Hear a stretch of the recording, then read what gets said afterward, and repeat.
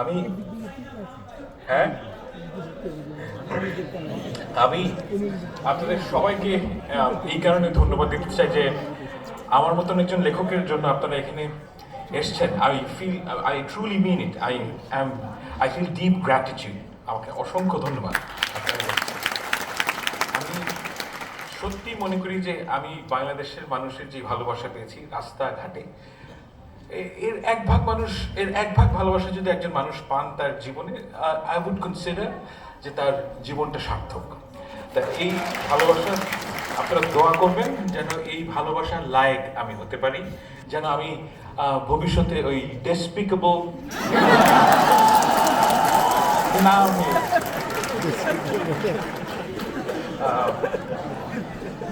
এখানে একটা কথা বলার প্রয়োজন যে আমি অনেক জায়গায় খেয়াল করেছি যে আমার প্রসঙ্গে এবং আমাদের সবার প্রসঙ্গে কথা বলতে গেলে একটি অতিরঞ্জন হয়।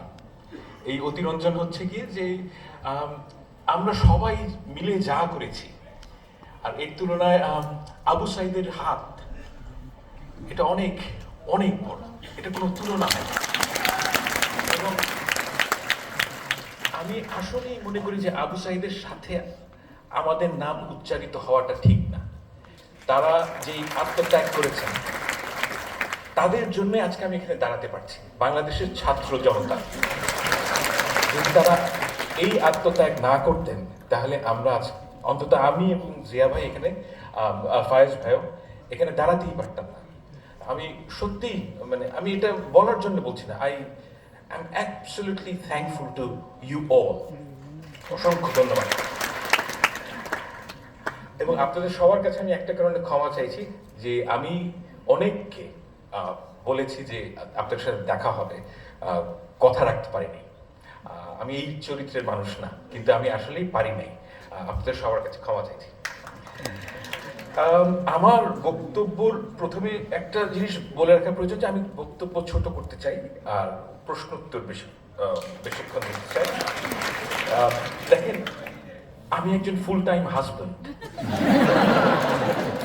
যারা আপনারা অভিজ্ঞ হাজব্যান্ড তারা জানেন যে আমরা কিন্তু কথা বলতে স্বচ্ছন্দ না, কিন্তু প্রশ্নোত্তরে স্বচ্ছন্দ। আমি আমার অভিজ্ঞতা কাজে লাগাতে চাই। আমি প্রথমেই একটা দার্শনিক প্রশ্নের কথা বলবো যে আমি কে। এটা আমাদের সবার জীবনে একটা খুব গুরুত্বপূর্ণ প্রশ্ন, আমি কে। এখন আমার ক্ষেত্রে এই প্রশ্নের উত্তর হচ্ছে কি, অনেকভাবে এই প্রশ্নের উত্তর দেওয়া যায়। যেমন ধরেন, আমি একজন পিতা, আমি বাংলাদেশি, আমি হিন্দুস্তানি মুসলমান, আমি বাঙালি এবং আমি অস্ট্রেলিয়ান। এই প্রত্যেকটা প্রশ্নের প্রত্যেকটা যে উপাদান আমার পরিচয়, প্রত্যেকটি কিন্তু গুরুত্বপূর্ণ। আমি কোনোটাকে কখনোই অস্বীকার করি না। কিন্তু একটা ব্যাপার আপনাদেরকে বুঝতে হবে যে আমরা যখন ইন্টারাক্ট করি সমাজের মধ্যে, আমাদের একটা অজুহাতের প্রয়োজন হয় যে আমি আপনার সাথে সংযুক্ত হতে চাই, আমি আপনাদের সবার সাথে সংযুক্ত হতে চাই, সেজন্য একটা সম্প্রীতি তৈরি করতে চাই, এবং সেজন্য আমাদের কিছু অজুহাতের প্রয়োজন হয়। এই অজুহাতের যে প্রয়োজন, এটা কিন্তু সব সময় সবকালে ছিল, এবং এই প্রয়োজন থেকেই আমরা আমাদের যে পরিচয়, সেই পরিচয় থেকে আরো বড় স্ফেয়ারে চলে আসি। এখন আমাদের যে জাতীয়তাবাদের উদ্ভব কিংবা ধর্ম এই প্রশ্নটার উত্তর দেয় যে আমাদের যে একের সাথে অপরের যে পরিচয়, যে সম্প্রীতি, যে সদ্ভাব, এর অজুহাত প্রয়োজন, এবং সেইখানেই এই আমাদের পরিচয়বাদী জাতীয়তাবাদের প্রসঙ্গ আসে। এখন আমার জীবনের কিছু রিমার্কেবল মানুষের সাথে আমার পরিচয় হয়েছে। একজন হচ্ছেন দীপেশ চক্রবর্তী। তো আমি ওনাকে চাচা ডাকি, এবং উনিও আমাকে সন্তানের মতন স্নেহ করেন। এবং উনি একসময় ক্যানবেরায় ছিলেন, আমি ক্যানবেরায় থাকি, এবং উনি প্রতি বছর আসেন, এবং ওনার সাথে কথা বললে বিভিন্ন ব্যাপারে ঘন্টার পর ঘন্টা আড্ডা হয়। তো ওনার সাথে মানে উনি কিন্তু চমৎকার মানুষ, এবং বাংলাদেশের মানুষের প্রতি তার যেই আচ্ছা, আপনারা দীপেশ চক্রবর্তীকে চেনেন তো? মানে উনি খুব নামকরা মানুষ, উনি একজন ঐতিহাসিক, এবং আমার বিচারে ভারতবর্ষের সবচেয়ে লিডিং একাডেমিকদের মধ্যে যদি 10 জনের একটা লিস্ট করা হয়, উনি তার মধ্যে থাকবেন। উনি এতটাই বিখ্যাত, কিন্তু ওনার সাথে কথা বললে আপনার মনে হবে যে একদম মাটির মানুষ। তো ওনার সাথে কথা বলে এবং বিভিন্ন পশ্চিমবঙ্গের মানুষের সাথে কথা বলে আমার সবসময় মনে হয়েছে, বিশেষ করে হিন্দু সম্প্রদায়ের মানুষদের সাথে, যে তাদের একটা ধারণা হচ্ছে কি যে একজন হিন্দু এবং একজন মুসলমান, এই যে উভয়ের মাঝে একটা সম্প্রীতির একটা স্পেস তৈরি হবে, সেই জায়গাটা সেকুলার একটা জায়গা হতে হবে। অর্থাৎ আমরা, ধরেন আপনি একজন হিন্দু এবং আমি একজন মুসলমান, এবং আমি যে আপনার সাথে একটা সম্প্রীতির সম্পর্ক তৈরি করব, এর জন্য আপনাকে এবং আমাকে উভয়কেই বাঙালি হিসাবে হাজির হতে হবে। অর্থাৎ যেই অজুহাতের কথাটা আমি বললাম, সেই অজুহাতটা এখানে হচ্ছে গিয়ে বাঙালি। আমি এই প্রবণতা বহু মানুষের মধ্যে দেখেছি, এবং এর কারণও আমার কাছে মনে হয়েছে যে এই জায়গাটা কিভাবে তৈরি হলো। আমি প্রশ্নটা করি এই কারণে যে এই যে বাঙালি জাতীয়তাবাদ আবিষ্কার হলো আমাদের দেশে 60-এর দশকে, এর আগে তো 700 বছর ধরে মুসলমান এবং হিন্দু একই সাথে থেকেছে, তাদের কেন এই প্রয়োজনটা বোধ হয়নি? এবং এই জায়গায় এসে আমার যে কনক্লুশন সেটা হচ্ছে কি যে আমরা সবাই বাঙালি, মুসলমান এবং হিন্দুর মাঝে যে একটা সম্প্রীতির যে প্রবণতা অলরেডি আছে, সেই প্রবণতাটা আমরা কখনো গ্রাহ্য করি না। আপনার কিন্তু একটা সেকুলার স্ফেয়ারে গিয়ে হিন্দুর সাথে সদ্ভাব তৈরি করতে হয় না। মুসলমান ধর্মেই এটা আছে, হিন্দু ধর্মেই এটা আছে। মানুষের স্বভাবই হচ্ছে কি এটা, এবং মানুষের একটা প্রবণতা আছে, মানুষের একটা প্রতিভা আছে আরেকজন মানুষের সাথে সদ্ভাব তৈরি করার। এই সদ্ভাবটার, এই প্রবণতাকে আমরা অগ্রাহ্য করে 60-এর দশকে আমরা বাঙালি জাতীয়তাবাদের উদ্ভব হয় বাংলাদেশে। এবং এই যে বাঙালি জাতীয়তাবাদের উদ্ভব, সেটা কেন হলো? অর্থাৎ 1947 সালে যখন আমরা পাকিস্তান হলাম, তখন এখানে আমরা বাংলাদেশের যারা লিটারেটি ক্লাস, অর্থাৎ এই ঢাকা ইউনিভার্সিটির কাছে শিক্ষিত মানুষ, তারা মনে করলেন যে তাদের পরিচয় মুসলমান হওয়াটা যথেষ্ট না। মুসলমান হওয়াটা যথেষ্ট না, কারণ আপনাকে সবসময় মনে করতে হবে যে আমি উর্দুওয়ালাদের চেয়ে আলাদা। এই যে চাহিদা, এই চাহিদার থেকে বাঙালি জাতীয়তাবাদের উদ্ভব হয়। অর্থাৎ, এবং আরো অনেক এলিমেন্ট আছে। একটা গুরুত্বপূর্ণ এলিমেন্ট হচ্ছে গিয়ে যে সেই সময়কার যারা শিক্ষিত সম্প্রদায়ের মানুষ, তাদের যে চাইল্ডহুড মেমোরিজ, এটা হেভিলি ডিপেন্ডেন্ট অন কলকাতা। অর্থাৎ কলকাতার সিনেমা তারা দেখেন, কলকাতার বই তারা পড়েন, এবং তাদের কাছে মনে হচ্ছে যে আমাদের এদের মতো হতে হবে, এবং এদের মতো হওয়ার চাহিদা। এবং আরো একটা গুরুত্বপূর্ণ এলিমেন্ট আমার কাছে মনে হয়েছে, সেটা হচ্ছে হিন্দু ধর্মের মানুষদের লিভড এক্সপেরিয়েন্স। আমি মনে করি, আমার সাথে আপনি দ্বিমত পোষণ করতে পারেন, কিন্তু আমার কাছে মনে হয়েছে, বিভিন্ন লিটারেচার পড়ে, বিভিন্ন কথা বলে অনেকের সাথে, যে হিন্দু ধর্মের মানুষদের মধ্যে একটা ঐতিহাসিক গ্লানি আছে। সেই গ্লানিটা তারা বোঝেন যে শ্রেণী প্রথা এটা ঠিক না, এটা তারা বোঝেন, এবং এটার একটা ঐতিহাসিক গ্লানি তাদের মধ্যে আছে। এবং এই গ্লানিটার যে প্রশমন, সেটার সম্ভব হয় 1920s-এ, যে তারা মনে করেন যে মানুষ ডিক্লাসড হয়ে যাবে, এবং এই আইডিয়াটা heavily dependent on left lining ideas. এবং সেখান থেকে তাদের বামপন্থার প্রতি তাদের যে আগ্রহ, তারা কিন্তু মানে সত্যিকার অর্থেই খালেস দিলে তারা মনে করেছেন যে মানুষ ডিক্লাসড হবে, এবং ডিক্লাসড হওয়ার জন্য, এবং আমরা পূর্ববঙ্গের মুসলমানরা মনে করেছেন এইটা হচ্ছে কি আমাদের রাস্তা। কিন্তু এই কাজ করতে গিয়ে যে বাঙালি জাতীয়তাবাদের উদ্ভব হয়, জাতীয়তাবাদ কিন্তু পরিচয়ের চেয়ে অধিক। আপনার পরিচয় বাঙালি, এটা আমি কখনোই অস্বীকার করতে বলছি না, কিন্তু জাতীয়তাবাদের মধ্যে আরো অনেক এলিমেন্ট আছে, এবং সবচেয়ে বড় এলিমেন্ট হচ্ছে কি রাজনৈতিক। এবং এই রাজনৈতিক এলিমেন্টকে, এই এলিমেন্টটাকে সবচেয়ে কি বলবো, এমবডিমেন্টটা কি এই জিনিসের, এই চাহিদার, এই বাঙালি জাতীয়তাবাদের, বাংলাদেশের মানুষদের মধ্যে একটা কমন আন্ডারস্ট্যান্ডিং হচ্ছে শেখ মুজিবুর রহমান হচ্ছেন গিয়ে এই যে বাঙালি জাতীয়তাবাদের যেই যে চাহিদা, যে বাঙালি জাতীয়তাবাদের যে আকর্ষণ, তার এমবডিমেন্ট হচ্ছেন গিয়ে শেখ মুজিবুর রহমান। এবার আমি আপনাদের সবাইকে একটা কথা বলতে চাই, এটা আপনারা সবসময় মনে রাখবেন, যে আপনি যা বলেন, আপনার যেই মেসেজ, এই মেসেজের যদি 50% গুরুত্ব হয়, বাকি 50% হচ্ছে কি আপনি কে। অর্থাৎ একটা হারামি কিসিমের লোক যদি ভালো কথা বলে, আপনি কিন্তু সেই কথাটা শুনবেন না। হ্যাঁ, এখন এই জিনিসটা সবসময় মাথায় রাখবেন যে আপনি যেই আদর্শের কথা মানুষকে বলেন, সেই আদর্শ আপনার লিভড এক্সপিরিয়েন্সের মধ্যে থাকতে হবে।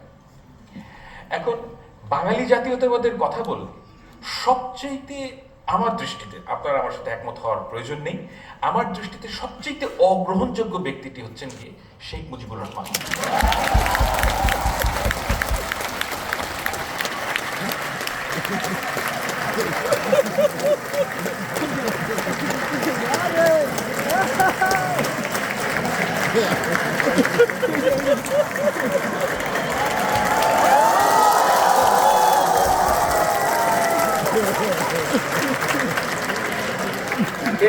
এর কারণটা কি? আপনি বলছেন, কারণ হচ্ছে কি, আমি সত্যিকার অর্থে আর কোনো নেতার কথা জানি না পৃথিবীতে যিনি অ্যাকচুয়ালি কোনো, ধরেন জাতীয়তাবাদী নেতার কথা জানি না পৃথিবীতে যিনি অ্যাকচুয়ালি কোনো সংগ্রামে উপস্থিত ছিলেন না, শুধুমাত্র ভাষণ দিয়ে অবিসংবাদিত নেতা হয়েছেন। দিস আর ফ্যাক্টস, আমি কিন্তু বানিয়ে বলছি না। কারণ আপনি খুব খেয়াল করে দেখেন যে উনি কি 71 সালে উপস্থিত ছিলেন না। এই মানে, এবং ওনার যে কথা এবং ওনার যে চাহিদা, এবং রাইট, এবং উনি যখন ক্ষমতা পেয়েছেন তখন উনি একজন স্বৈর শাসকে পরিণত হয়েছেন, এবং ওনার অপশন ছিল স্বৈর শাসক না হওয়ার, এবং সেটা তিনি হয়েছেন স্বেচ্ছায়, বাকশাল কায়েম করেছেন। এবং এই ধরনের মানুষকে যখন আপনি একটি আদর্শবাদের, বাঙালি জাতীয়তাবাদ এক ধরনের আদর্শবাদ, এই আদর্শবাদের যারা যদি আপনি পোস্টার বয় করেন, তখন আপনি যে ভুলটা করেন সেটা হচ্ছে আপনি ভুল মেসেজিং দেন।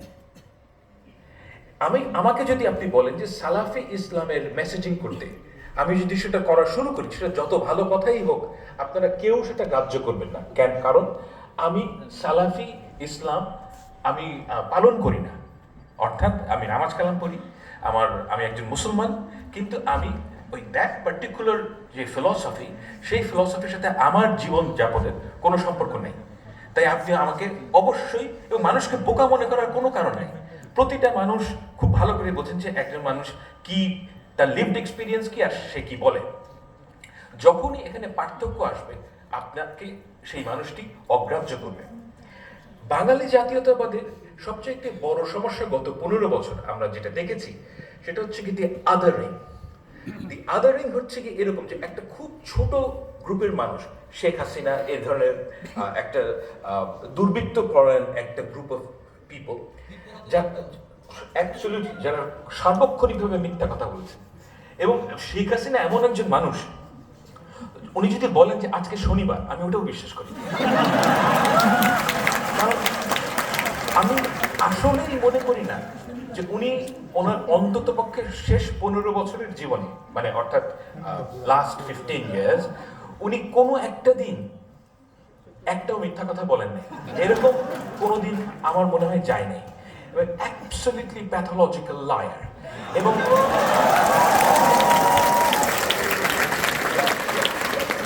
এবং যে সত্যটা হচ্ছে কি একদম আমাদের সামনে উদ্ভাসিত, সেটা হচ্ছে কি যে বাঙালি জাতীয়তাবাদের যে পলিটিক্যাল বয়ান, সেটা বিভিন্ন কারণে প্রবলেম্যাটিক। প্রথম কারণ হচ্ছে কি, বাঙালি জাতীয়তাবাদে বলা হয় যে আমরা বাঙালি, কিন্তু এর যে তাদের যে ক্ষমতার যে এক্সপ্রেশন, সেটা হচ্ছে কি এমন এক গ্রুপ অফ পিপলকে নিয়ে, তাদের জীবনে সেই জাতীয়তাবাদের কোনো আমি প্রমাণ কিংবা প্রয়োগ দেখি না। যেমন ধরেন বাংলাদেশের যারা ফিল্ম ইন্ডাস্ট্রি, আপনারা যারা অনেকে বয়স কম, কিন্তু আপনারা আসলে অনেকে জানেন না যেটা, যে ধরেন 90s-এ 80s-এ যারা সব সময় বাঙালি বাঙালি করতে করতে একদম মারা যেত, তাদের নিজেদের ছেলেমেয়েরা ইংলিশ মিডিয়ামে পড়ে, এবং তাদের ছেলেমেয়েরা পড়াশোনা শেষ করলেই তাদেরকে বিদেশে পাঠিয়ে দেওয়া হচ্ছে। এবং তাদের কথা হচ্ছে যে, এবং যারা বাঙালি নন, অর্থাৎ ধরেন বিএনপি, জামায়াত ইসলামী, যার দাড়ি টুপি আছে, যাদের যারা তাদের মানে এদেরকে তো তারা সহি বাঙালি মনে করেন না, তাই না? এই গ্রুপ অফ পিপলের মানে কোনো অধিকার নেই, তার এই গ্রুপ অফ পিপলকে যা ইচ্ছা তাই করা যায়। সব আমি ধর্ম আনতে চাই না এখানে, but I get your point and you right. হ্যাঁ, এখন এই যে আদারিং এর কারণে কি হয়েছে, যে সমাজে অ্যাকচুয়ালি যে বাঙালি জাতীয়তাবাদ যা করতে চেয়েছিল, অর্থাৎ সমাজের মানুষকে একাট্টা করা, সেটা করতে ব্যর্থ হয়েছে, এবং বাঙালি জাতীয়তাবাদ ফেল করেছে। এটা হচ্ছে reality. As a political movement it has fail. এবং কেন ফেইল করেছে? কারণ দেখেন, এই যে আমি আপনাকে প্রথমেই বললাম যে মানুষের সাথে মানুষের সদ্ভাব, এই সদ্ভাব, এই ভালোবাসা, এই সম্প্রীতির জন্য কিছু ভ্যালুজ লাগে। সেই ভ্যালুজের মধ্যে আমি সবসময় সবাইকে বলি, দেখেন আপনি কেমন মানুষ, আমি এটা কখনোই আপনার ডিগ্রি দিয়ে মাপি না। To me it is irrelevant. আপনার কতগুলো ডিগ্রি আছে, কতগুলা আপনার বাবার কত টাকা আছে, কিংবা আপনি কি কি করেছেন না করেছেন, এর চাইতে অনেক গুরুত্বপূর্ণ একটা বিষয় হচ্ছে কি, 500 বছর আগের একজন সাধারণ মানুষ আপনাকে কি একজন ভালো মানুষ হিসেবে গ্রহণ করবেন নাকি না?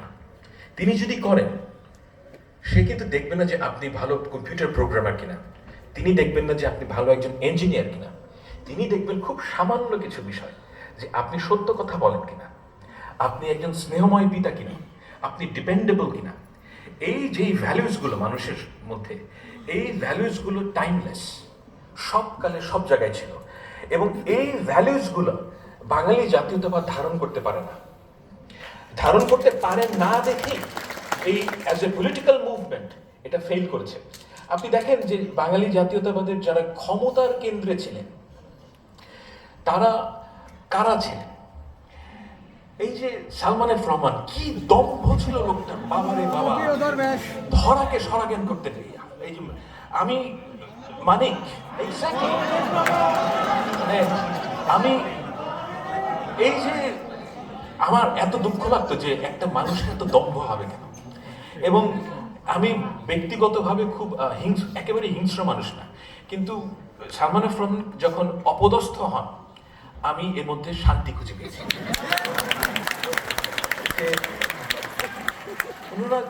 ওনারা এমন একটা সিস্টেমকে রিপ্রেজেন্ট করেছেন গত 15 বছর, যেটা প্রবলভাবে আগ্রাসী, প্রবলভাবে দুর্নীতিপরায়ণ, এবং সাধারণ মানুষের যে অত্যাচার হয়েছে।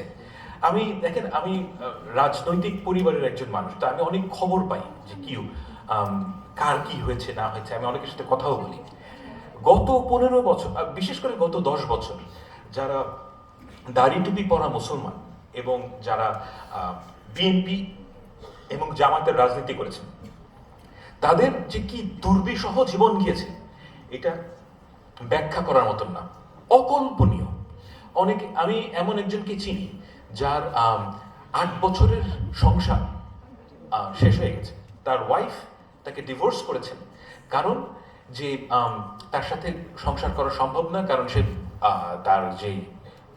তার দেশের বাড়িতে যেতে পারেন না।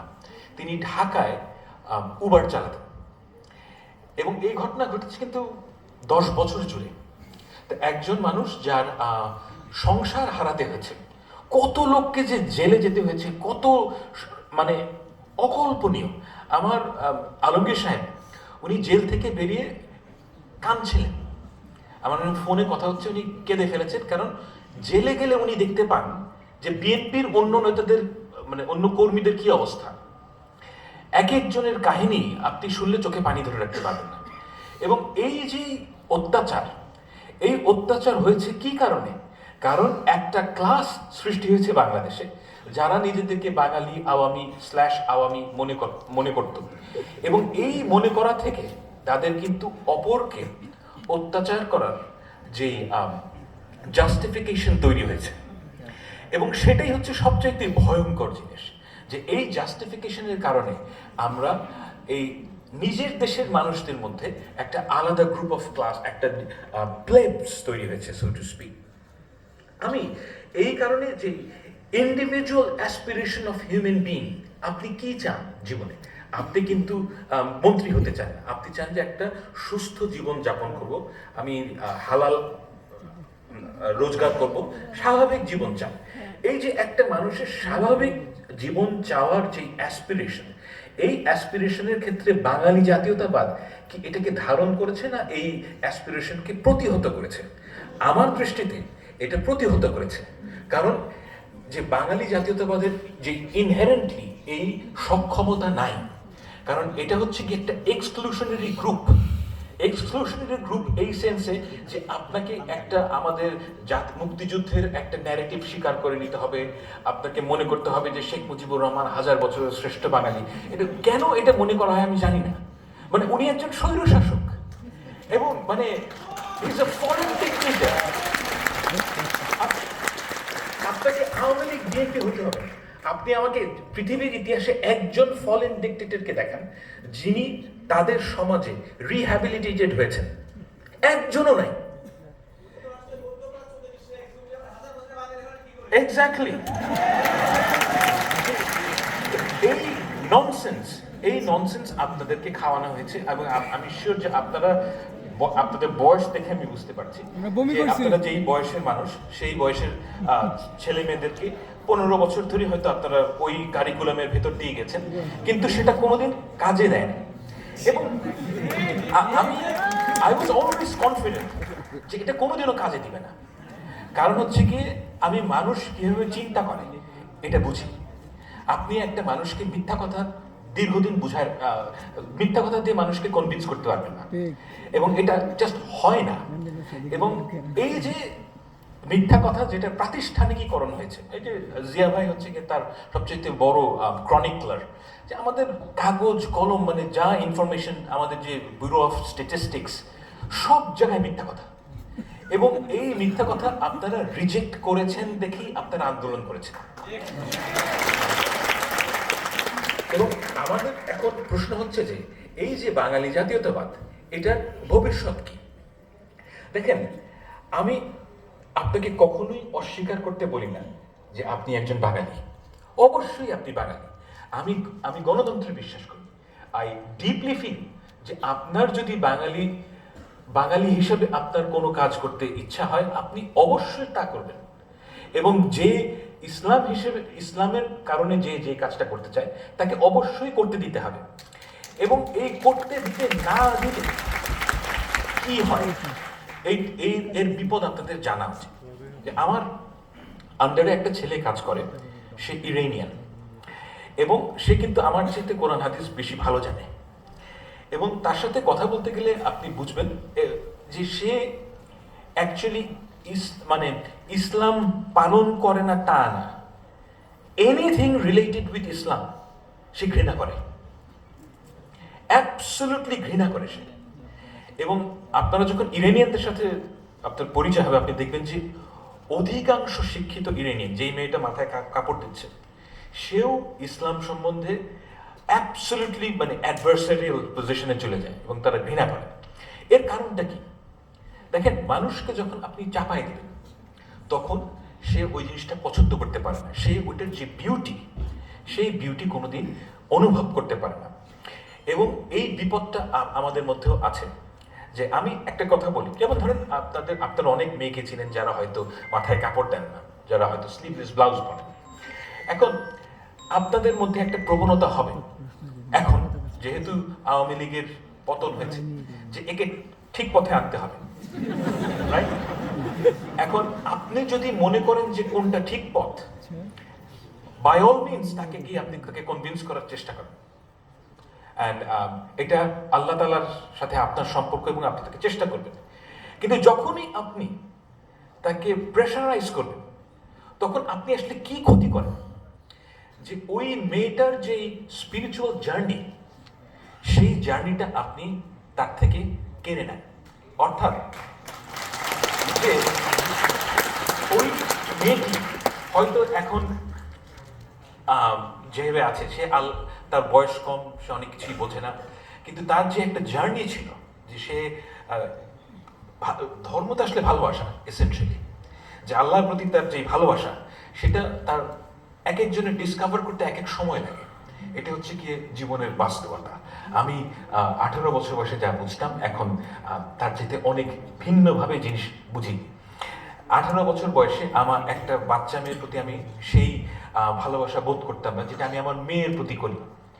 আপনাদের প্রত্যেকেরই একটা ইন্ডিভিজুয়াল জার্নি আছে, এবং এই যে জার্নি, এই যে একটা স্পিরিচুয়াল জার্নিও আছে, যে আপনি আল্লাহর প্রতি যে আপনার ভালোবাসা, সেই ভালোবাসাটা যতক্ষণ না পর্যন্ত আপনি যেতে পারছেন, ততক্ষণ পর্যন্ত আপনি এই পৃথিবীর যে বাস্তবতা, সেটা আপনি একভাবে দেখবেন। এবং আপনি যখন একজন মানুষকে চাপিয়ে দেন, তখন যেই সমস্যাটা তৈরি হয়, সেটা হচ্ছে যে তার যে জার্নিটা, সেটা আপনি রব করলেন। ইয়েস, আপনার ভালো লাগবে যে সে মাথায় কাপড় দিচ্ছে, সে হিজাব করছে, কিন্তু এতে তার কিন্তু কোনো লাভ হবে না। এবং এই ঘটনাটা আমি দেখেছি। এবং আমাদের যে এখন রেভলিউশনারি জিল, আমি কেন ভয় পাই এই জিনিসটা, যে রেভলিউশনারি জিল থেকে আপনাদের মধ্যে 6 মাস পরে কিংবা 1 বছর পরে আপনি যেটা মনে করবেন যে আপনার জন্য যেটা ঠিক, সেটা অপরকে ওই জায়গায় আনতে হবে। এই যে আপনার চাহিদা, এই চাহিদাটার সম্বন্ধে আপনাদের কিন্তু সবসময় সজাগ থাকা উচিত, যে এই চাহিদা এটা ডেঞ্জারাস। এবং এই চাহিদার থেকে, দেখেন, আমি যখন বাংলাদেশের কথা চিন্তা করি, আমার কাছে মনে হয় যে সবচেয়ে প্রথম কাজ হচ্ছে কি, রাষ্ট্র যেন আপনার মাথায় চেপে বসতে না পারে। এটা হচ্ছে কি আমার প্রথম দেখার বিষয়, যে রাষ্ট্র যদি আপনার মাথায় চেপে না বসে, রাষ্ট্র যদি আমাকে বলে যে 5 ওয়াক্ত নামাজ পড়তে হবে, আমি ওইটার এগেইনস্টে। কারণ রাষ্ট্রের এই এখতিয়ার থাকা উচিত না যে আপনাকে কি করতে হবে।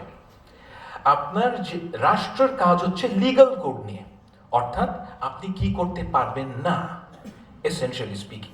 এখন রাষ্ট্র যখন বলবে যে তুমি এটা করতে পারবা না, ওটা করতে পারবা না, এর মধ্যে অনেক কিছু কিন্তু আসলেই ইট মেক সেন্স, এবং আপনি ওটা মানেন যে তুমি এই রাস্তায় 120 কিলোমিটারের উপরে গাড়ি চালাতে পারবা না, ইট মেক সেন্স, অ্যাক্সিডেন্ট হবে না, আপনি এটা মানেন।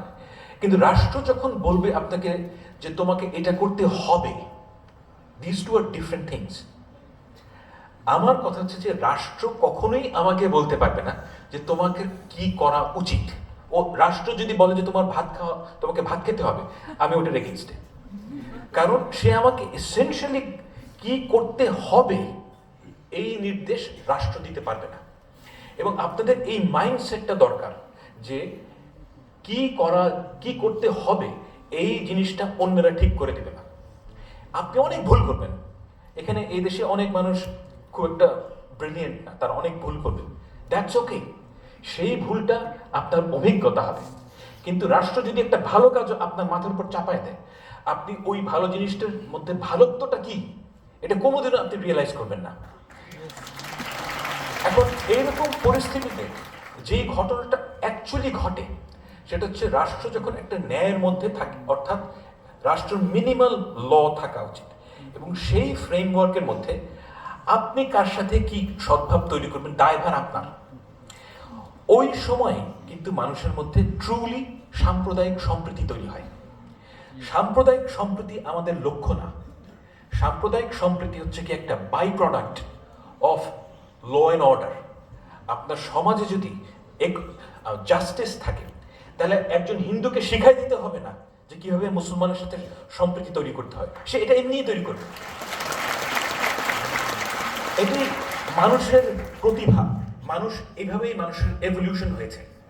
এবং এই কাজটার জন্য আমি মনে করি যে বাঙালি জাতীয়তাবাদ হচ্ছে কি ইউনিকলি ডিসকোয়ালিফাইড, যে তারা এই কাজটা করতে পারেনি। যখনই আপনি এই বাঙালি জাতীয়তাবাদের দোহাই দিয়ে সাম্প্রদায়িক সম্প্রীতির কথা বলবেন, তখন যেই ঘটনাটা আসলে ঘটে, সেটা হচ্ছে কিছু মুসলমান মেয়ে সিঁদুর দেবে, তারপর মানে পূজার দিনে সিঁদুর দেবে, আবার কিছু হিন্দু ঈদের দিনে ঈদ মোবারক বলবেন।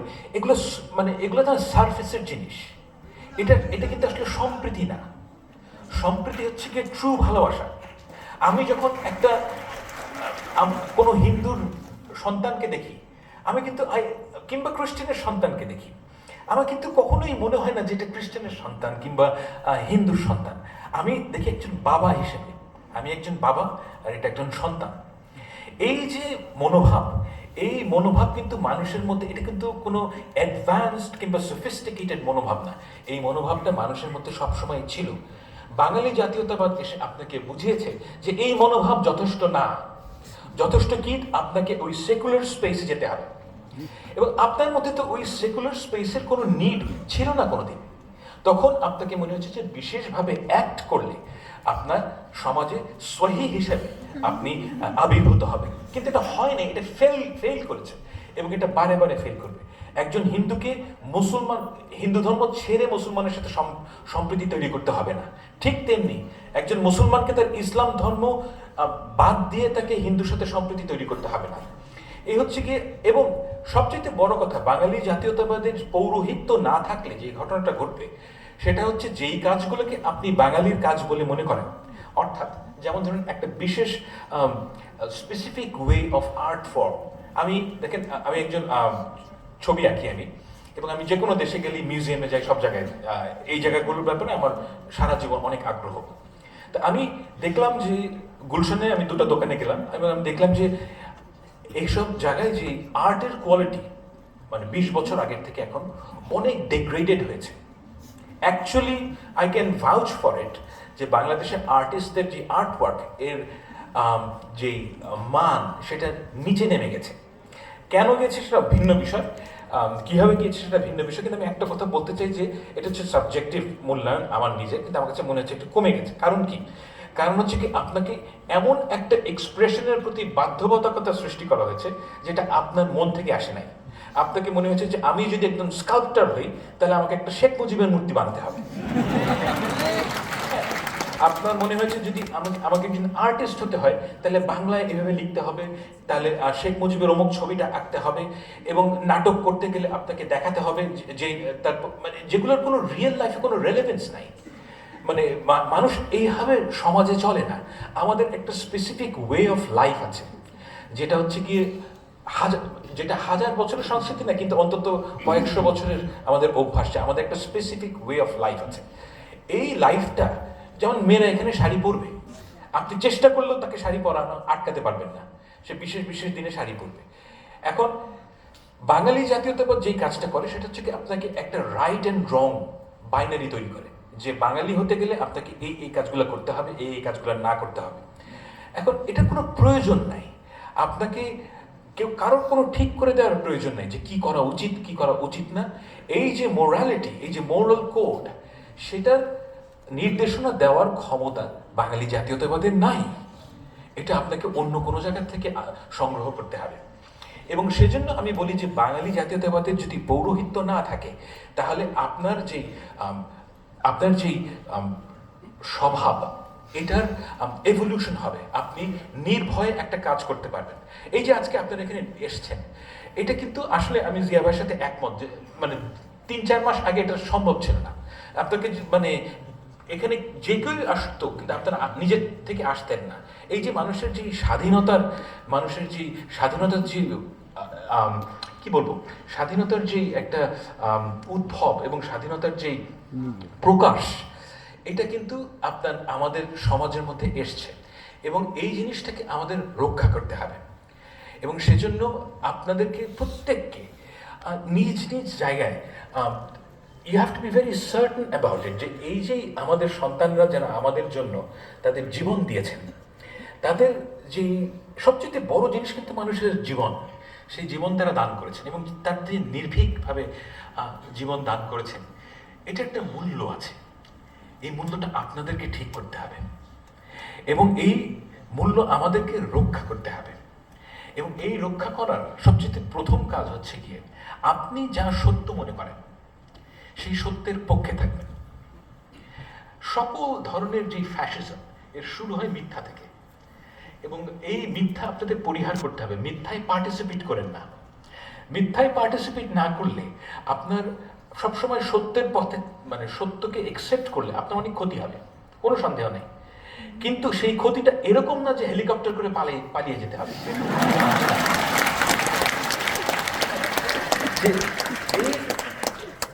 মানুষের জীবনে এই জিনিসগুলো, এবং আমি সবসময় মনে করি, আমি মনে করি যে আমার 60 বছর বয়সে আমি যদি আমার মেয়ের সামনে দাঁড়াতে পারি, I would consider to be a successful man. আমি কিন্তু আসলেই ওই কেয়ার করি না যে কে কি বললো না বললো, কি পুরস্কার না পেলো, এগুলো আমার কাছে ইমেটেরিয়াল, অ্যাবসলিউটলি ইমেটেরিয়াল। কারণ end of the day doesn't matter. যেটা অ্যাকচুয়ালি ম্যাটার করে সেটা হচ্ছে আমার মেয়ে আমাকে কীরকম মানুষ মনে করে। এবং এই ঘটনাটা আপনারা এখন অনেক ইয়াং, আপনাদের হয়তো এখনো সন্তান হয়নি, ভবিষ্যতে হবে, আমি আল্লাহর কাছে দোয়া করি, কিন্তু যখন হবে তখন আমি এখন এই এই মানে শুভকামনা থেকে আমি আপনাদেরকে সবসময় একটা কথা স্মরণ করিয়ে দিতে চাই। আমি আগেও বারবার বলেছি, এখনো বলছি, যে সব ধরনের যে ডেভিয়েশন আমাদের সমাজে শুরু হয়, এই ডেভিয়েশনের প্রথম স্টেপটা, নানান ধরনের ডেভিয়েশন সমাজে হয়, কিন্তু প্রথম স্টেপটা হচ্ছে গিয়ে শিক্ষিত মানুষ যখন মিথ্যায় পার্টিসিপেট করে, এটার যে সুদূর প্রসারী যে প্রভাব কত, এটা আপনি কল্পনাও করতে পারবেন না। যেমন আমাদের শিক্ষকরা, ঢাকা বিশ্ববিদ্যালয়ের শিক্ষকরা বছরের পর বছর মিথ্যা কথা বলে গেছে। আপনাদের ঢাকা ইউনিভার্সিটির টিচাররা এক একজনের, আমি একটা ঘটনার মনে করি, মানে আমার একজন শিক্ষিকা ছিলেন, আমি এই বিশ্ববিদ্যালয়ে পড়াশোনা করেছি, ওনার, আমি আসলে নাম বলছি না, তো উনি হ্যাঁ, তো উনি যখন আমি ছিলাম তখন কিন্তু উনি একজন অ্যাভারেজ খারাপ শিক্ষক ছিলেন। হ্যাঁ, মানে অন্য খারাপ শিক্ষকরা যা করেন উনি তাই করতেন। হ্যাঁ, কিন্তু উনি হিংস্র ছিলেন না, এবং আমি এটা বলবো যে উনি একজন ভদ্রলোকও ছিলেন। হ্যাঁ, কিন্তু আমি পরে শুনি কি যে 2-3 বছর আগে শুনি যে উনি একদম ভয়ানক শেখ হাসিনার মতন হয়ে গেছেন। খাতাকে পরীক্ষার হলে কাউকে পছন্দ না হলে খাতা টেনে নিবেন, ছিঁড়ে ফেলবেন খাতা, এই ধরনের হিংস্র কাজ করা শুরু করেছেন। তা আমি কিন্তু সবসময় ভাবতাম যে এই ট্রান্সফরমেশনটা কিভাবে সম্ভব। উনি তো এরকম মানুষ ছিলেন না আগে। তো এটার দুটো ব্যাখ্যা আছে। একটা ব্যাখ্যা হচ্ছে কি যে আমি তখন তাকে চিনতে পারিনি, তিনি তখনও তাই ছিলেন, কিন্তু তার যে প্রতিভার স্ফুরণ ঘটে নাই, কারণ তার যে প্রতিভার স্ফুরণ ঘটার জন্য যেই পরিবেশ দরকার ছিল সেটা তার সময় ছিল না। এটা হচ্ছে একটা ব্যাখ্যা। আর দ্বিতীয় ব্যাখ্যা হচ্ছে কি যে এই 15 বছরে সমাজ তাকে এরকম হিংস্র, মানে তার যে প্রফেশনাল সমাজ অর্থাৎ ঢাকা বিশ্ববিদ্যালয়ের পরিবেশ তাকে হিংস্র করে তুলেছে। দুটোই একই সাথে সত্য হতে পারে, এগুলো মিউচুয়ালি এক্সক্লুসিভ না। কিন্তু এই জায়গায় পৌঁছানোর জন্য আপনার প্রথম যেই বিষয়টা আপনাকে একমত হতে হয় সেটা হচ্ছে কি যে আপনার নিজের সম্বন্ধে একটা ইনফ্লেটেড ধারণা তৈরি করতে হয় যে আই এম সামবডি। এখানে আমরা কেউই সামবডি না। আমরা সবাই মারা যাওয়ার 30 বছরের পর আই ডোন্ট থিঙ্ক এখানে এমন কেউ আছে যাকে এই পৃথিবী মনে রাখবে। আমি অলমোস্ট সার্টেন অ্যাবাউট ইট যে ধরেন 10-15 জন লোক হয়তো মনে রাখবেন, না মনে রাখার সম্ভাবনাটাই বেশি। কিন্তু আপনাকে এই পৃথিবীতে জীবন ধারণ করার জন্য একটা ইনফ্লেটেড আইডিয়া অ্যাবাউট ইয়োরসেলফ তৈরি করতে হয়, যেটা হচ্ছে এসেনশিয়ালি একটা মিথ্যা কথা। এবং এই মিথ্যা কথাকে জারি রাখার জন্য আপনাকে আরো অনেক অ্যাসোসিয়েটেড মিথ্যা কথা বলতে হয়, যেটা বাংলাদেশে আমি খেয়াল করেছি যে সবার নিজের সম্বন্ধে একটা খুবই ইনফ্লেটেড ধারণা আছে যে আই এম সামবডি।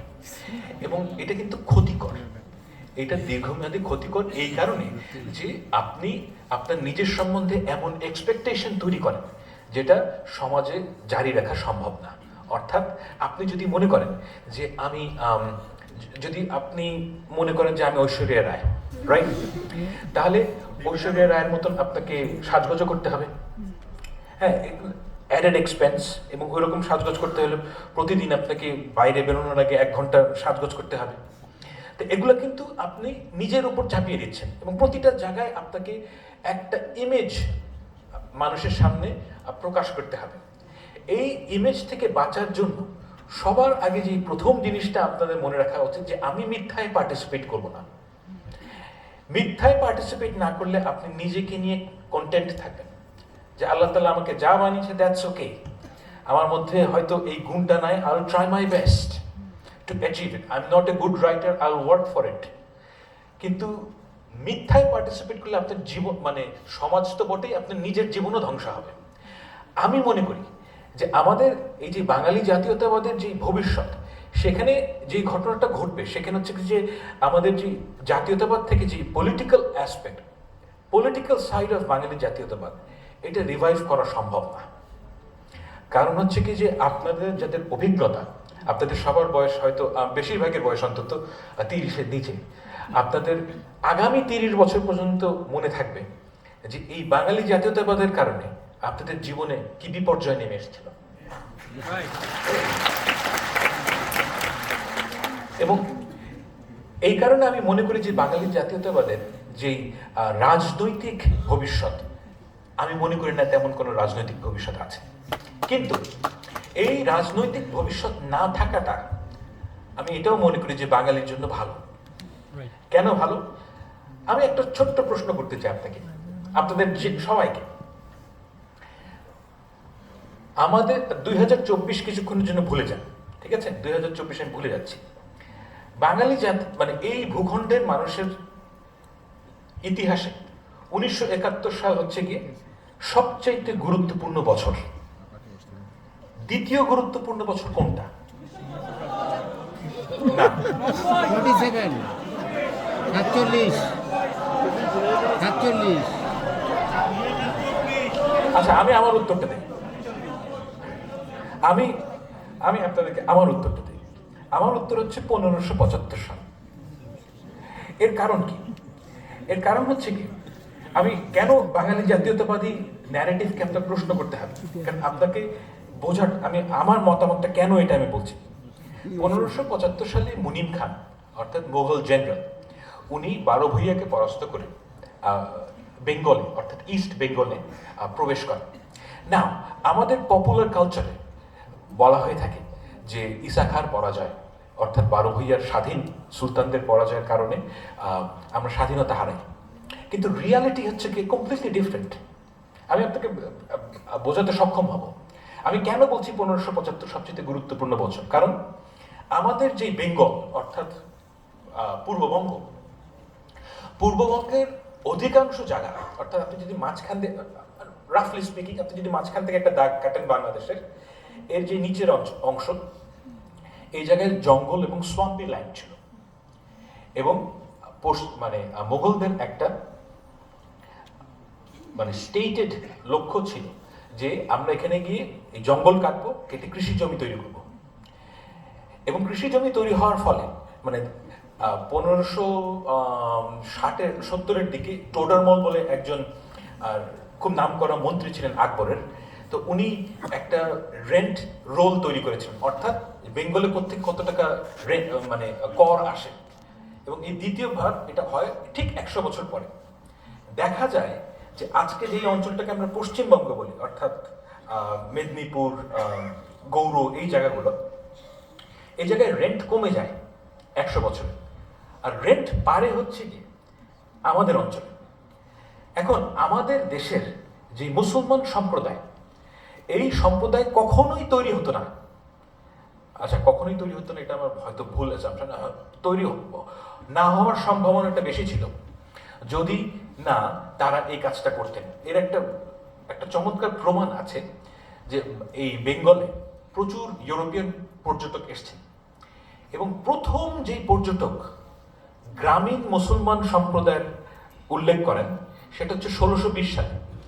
এর আগে অনেকে এসছেন বাংলাদেশ মানে পশ্চিমবঙ্গে এবং পূর্ববঙ্গে, তখন এটা পুরোটাই বেঙ্গল। তো কিন্তু একজনও, এবং অনেকেই মুসলমানদের সম্বন্ধে অনেক কথা বলেছেন, হিন্দুদের সম্বন্ধে অনেক কথা বলেছেন, কিন্তু কোনো গ্রামীণ মুসলমান সম্প্রদায়ের উল্লেখ করেননি। এই যে গ্রামীণ মুসলমান সম্প্রদায় তৈরি হলো, যাদের উত্তরসূরি আমরা সবাই, এটা কখনোই সম্ভব হতো না যদি না মুঘলরা বেঙ্গলে আসতেন। এখন এই যে ন্যারেটিভ, এটা কিন্তু আমাদের সম্পূর্ণ অনুপস্থিত। এত বড় ঘটনা ঘটলো কিন্তু আমাদের কনসিয়াসনেসের মধ্যে এই জিনিসগুলো নাই। এই জিনিসগুলো নাই, কারণ হচ্ছে কি আমরা এমন একটা জাতীয়তাবাদী প্রকল্পের ভিতরে ছিলাম গত 15 বছর, যে আমাদের আমাদের জাতির ইতিহাস কি, আমাদের এবং সেই আমাদের আমাদের মানুষের যে অ্যাসপিরেশন, কালেকটিভ উইল কি, এটা সম্বন্ধে আমরা আবিষ্কারই করতে পারিনি। তো আমি আপনাদেরকে অনুরোধ করব যে আমাদের যে ভবিষ্যৎ, সেই ভবিষ্যতে যদি আপনি যেতে চান, এখানে নানান বিষয় আসবে, তবে একটা কথা আপনাদের মনে রাখতে হবে যে স্বাধীনতা জিনিসটা দীর্ঘস্থায়ী জিনিস না। এই সেন্সে যে আপনি যদি এটাকে রক্ষা করার জন্য আগ্রহী না হন, আপনারা যদি এটাকে রক্ষা করার জন্য সব কিছু ত্যাগ করতে রাজি না হন, তাহলে এই স্বাধীনতা থাকে না। আমাদের এই ভূখণ্ডের মানুষ 1947 সালে নিজেদেরকে স্বাধীন মনে করেছে, 71 সালে স্বাধীন মনে করেছে, এবং এখন মনে করছে স্বাধীন হয়েছে। একটা জাতি 3 বার স্বাধীন হওয়ার প্রয়োজন হয় কেন? রাইট?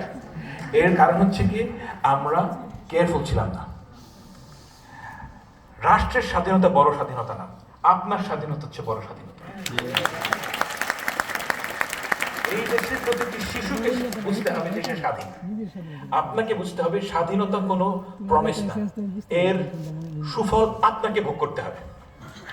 আপনার যদি ইচ্ছা থাকে আপনার প্রধানমন্ত্রীকে গালি দেওয়ার, আপনার ক্ষমতা থাকতে হবে। এবং আমি এই বাংলাদেশের স্বপ্ন দেখি, এই বাংলাদেশের পরিবেশ যদি এরকম থাকে, তাহলে আপনার যেই ভবিষ্যৎ সরকার আসবে সে আপনার সর্বনাশ করতে পারবে না। এবং এতটুকুই যথেষ্ট, সরকার যদি আপনার সর্বনাশ না করতে পারে, তাহলে আপনি নিজে নিজে যে কত কিছু করতে পারবেন এর কোনো হিসাব নেই। মানুষ একটা অমিত সম্ভাবনাময় প্রাণী, তাকে যদি বাধা না দেওয়া হয় সে অসাধ্য সাধন করতে পারে। আমাদের ছাত্ররা যা করেছে এই গত 1 মাসে, এর 2 মাস আগে আমি চিন্তাই করতে পারিনি। তারা অসাধ্য সাধন করেছে, তো হেলিকপ্টার দিয়ে শেখ হাসিনা পালাইছে। তো এই অসাধ্য তারা কিভাবে স্বাধীন করেছে? কারণ হচ্ছে কি আপনাকে বিশ্বাস করতে হবে। Believe in it, if you believe in it you can do it. Thank you.